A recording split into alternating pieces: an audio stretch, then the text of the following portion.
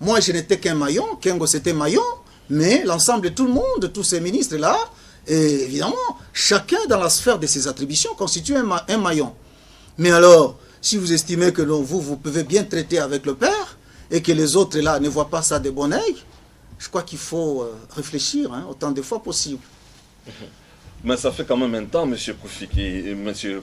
Adelard Koufi, donc jusqu'à présent, vous n'avez pas encore choisi une autre famille politique. Pas du tout, je suis là seul. J'évolue en solo, pour utiliser les jargons des artistes. Et ça me fait du bien. Et c'est difficile. Pas du tout. C'est difficile, il faut appartenir à une famille politique pour... Ça va venir, ça va venir, les choses. Ça va venir, je suis sûr. Soyez tranquille, dès que ça sera fait, je crois qu'on fera appel à vous. Vous serez parmi les premières personnes, étant donné le rôle que vous jouez, à être tenu informé. De toute façon, ça va venir, mais on évolue d'abord de cette façon-là. Et je pense que je suis fier de ça. Pourquoi? Puisque évoluer des fois librement, sans contrainte, c'est une bonne chose. Je viens de le découvrir. Et dans l'autre côté ou dans l'opinion, on vous annonce déjà du côté de la majorité présidentielle, comme on a l'occasion de vous avoir, vous pouvez quand même on a eu à le dire, même les jours de la démission. Je crois que les journaux de Kinshasa en ont parlé longuement, beaucoup de maisons de presse en ont parlé, que nous voilà, puisque cette situation a été vite récupérée. C'est ça le rôle de la presse. Moi-même, je n'en revenais pas. C'était totalement médiatisé à Kinshasa, même les chaînes officielles et tout ça, même ailleurs, tout ça, en dehors du pays. Donc, beaucoup de chaînes en ont parlé et on m'a annoncé, comme vous le dites, comme étant quelqu'un qui a mordu à l'hameçon de la majorité présidentielle. Beaucoup de maisons de presse ont fait état de ça. Mais je vous dis sincèrement qu'il n'en est pas question.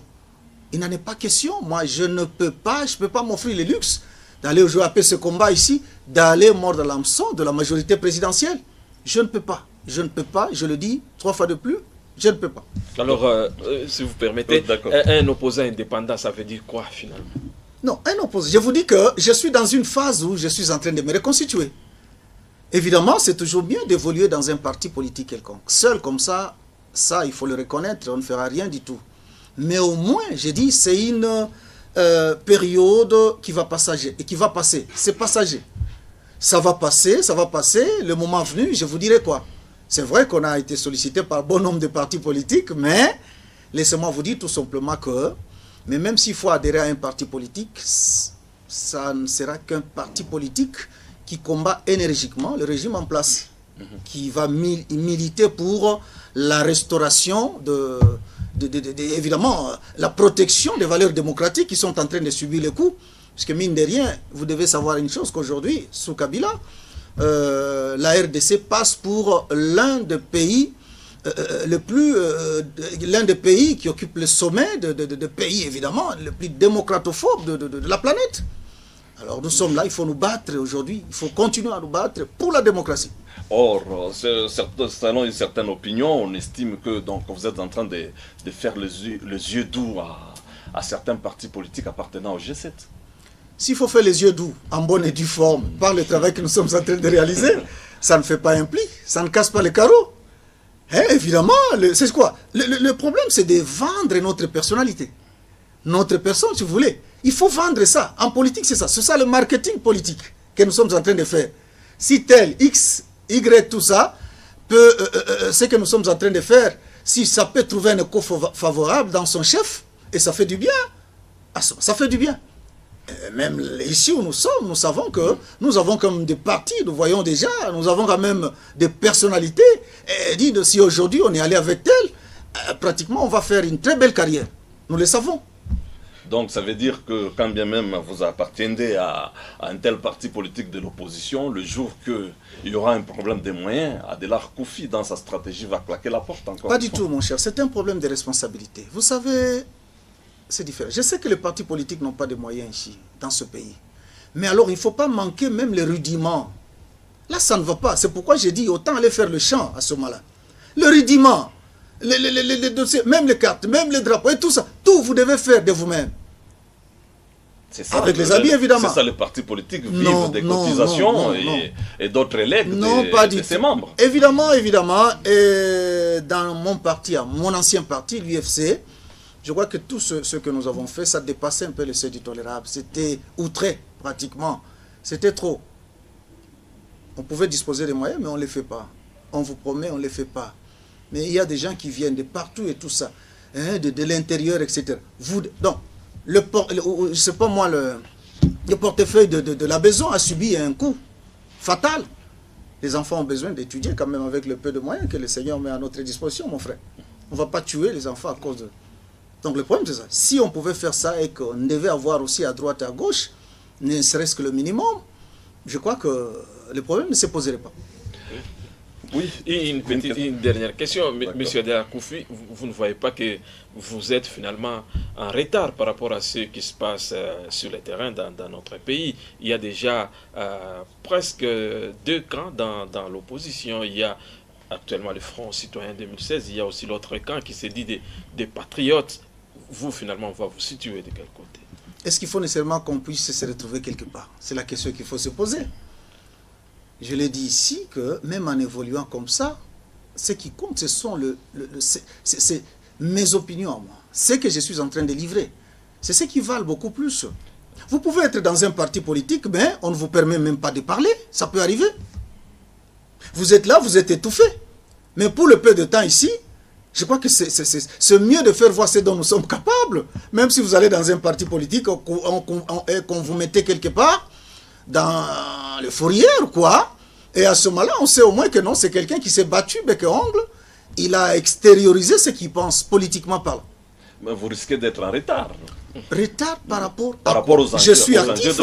L'opposition est scindée en 2, comme Héritier Maïla vient de le dire. L'opposition, pour vous apaiser alors, j'ai trop de sympathie vis-à-vis de nos amis de G7. Trop de sympathie, de par ce qu'ils font. Voilà. Ça, c'est encore la sympathie. Vous comprenez? Vous y arrivez, donc. Non. J'ai trop de sympathie vis-à-vis de nos amis. C'est pourquoi vous voyez même dans mes prises de position, puisque ce qu'ils sont en train de faire, de déclarer tout ça, leur prise de position, depuis qu'ils ont claqué la porte à la fameuse majorité qui est en train de voler et d'aller à volo aujourd'hui, et permettez-moi que je vous dise que j'ai salué ce courage politique, j'aime ce qu'ils font, j'aime leur prise de position, ça me fait du bien, je pense que c'est un modèle, disons, de courage politique qu'il faut saluer. Bon, si ce n'est pas un secret, G7, c'est une plateforme. Oui. Quel parti politique exactement? Non, là, je n'ai pas encore levé l'option en faveur d'un quelqu'un parti. C'est une plateforme, j'aime bien ce qu'ils font ensemble, et c'est bien, j'aime ça. Merci bien, M. Adela Koufi. Cela nous permet d'aborder le 2e point de ces magazines. Il s'agit bien de la question du dialogue qu'a convoqué dernièrement le chef de l'État. Jusqu'à présent, on attend la tenue effective de ces dialogues, bien entendu. Vous, en tant qu'acteur politique de l'opposition, est-ce que vous pouvez rappeler à l'opinion votre position par rapport à ces dialogues? Merci bien, M. Sanga. S'il faut commencer par le commencement. Le dialogue en soi, ce n'est pas une mauvaise chose. Le dialogue nous permet de régler les conflits, nous permet de relier le point de vue, les divergences, de ramener quand même tout le monde à voir les choses dans le sens de la marche. Mais la manière dont le dialogue est convoqué, la manière dont le dialogue est conçu dans ce pays, c'est ce qui inquiète plus d'un observateur, mon frère. C'est ce qui inquiète plus d'un observateur. Nous avons un dialogue truffé déjà au départ de certains pièges. Un dialogue où on veut tout simplement faire boire à l'opposition, à la société civile, à la population tout entière, le calice d'une certaine forfaiture, des échecs, si vous voulez. On a eu tout le temps d'organiser, on a eu tout le temps de pouvoir mobiliser des fonds, puisque soit le nœud du problème, c'est quoi? Ou la pomme de discorde, c'est quoi? C'est les élections. On a eu tout le temps de le faire, mais on ne voulait pas le faire. Pourtant, on l'avait fait aussi les années, ou le mandat passé. On l'avait fait avec une contribution, un apport du gouvernement même, de l'ordre, je peux estimer, à plus de 90%. Est-ce que le budget a changé? Pas du tout, c'est le même budget. Mais pourquoi aujourd'hui on ne pourra pas aussi rééditer cet exploit? On applique la politique de la terre brûlée. On n'a plus que cette politique. Pourquoi? Puisqu'on sait qu'on est à la porte des sorties. Et qu'on ne veut pas maintenant lâcher du lest. On ne veut pas lâcher le pouvoir. D'où il faut ramener tout le monde. Ramener tout le monde. Le dialogue revêt maintenant la forme d'une démarche quelconque, machiavélique du reste, qui consiste à ramener tout le monde pour essayer maintenant d'indiquer, si vous voulez, un chemin quelconque qui est tout à fait en faveur même du pouvoir. On vous ramène comme des enfants, de petits enfants tirés par le verre du nez, et on vous met ensemble et avec un piège. Les sous-bassements, c'est quoi? C'est pour que vous puissiez cautionner tous ensemble cette glissade. Vous puissiez crédibiliser cette voie qui du reste est acceptée et disons est réfutée par les gens. Or, jusqu'à preuve du contraire, donc en suivant les acteurs politiques de la majorité présidentielle, et même le chef de l'État a l'évoqué dans son message à la nation, que donc c'est pour permettre qu'on puisse organiser des élections apaisées dans ce pays. Les élections apaisées, on a eu tout le temps de le faire. Parce qu'en 2006... Parlons d'abord moyens.